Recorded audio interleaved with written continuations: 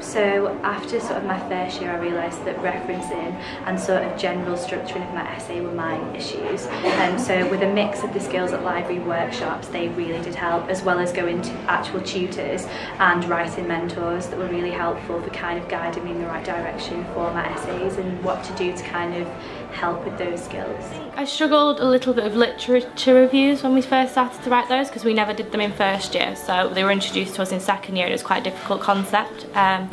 So I think I got a lot of support from my personal tutor because we had a lot of tutorial sessions. Also things like the library website has lots of advice and guidance on there. You can book workshops and things like that, so that's where I would go to for support. My course requires that all the essays that you do, you have to kind of pull an argument through the whole essay.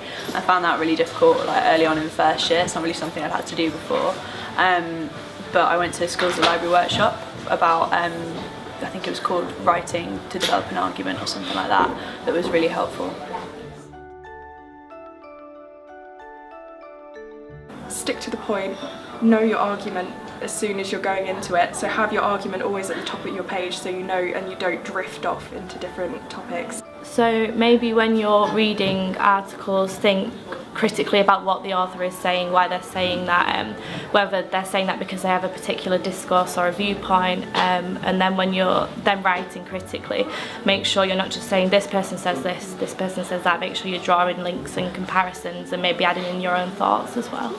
I'm really grateful for in the past having talked to my tutor for the module. I find that sharpens up my argument by discussing it with someone else, by being able to verbalise it. Critique it in a way that fits to your argument, and try not to just take everything that you see to be sound, sort of examine it for the pros and the cons.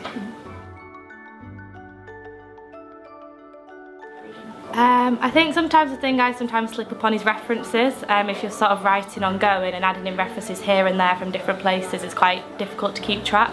So I think usually I'll print off an essay. When I've finished, I'll highlight every reference within the text and then I'll tick it off at the end on my reference list, and that's my sort of way of proofreading to make sure I've got that right. I definitely have made silly spelling errors in my time at uni.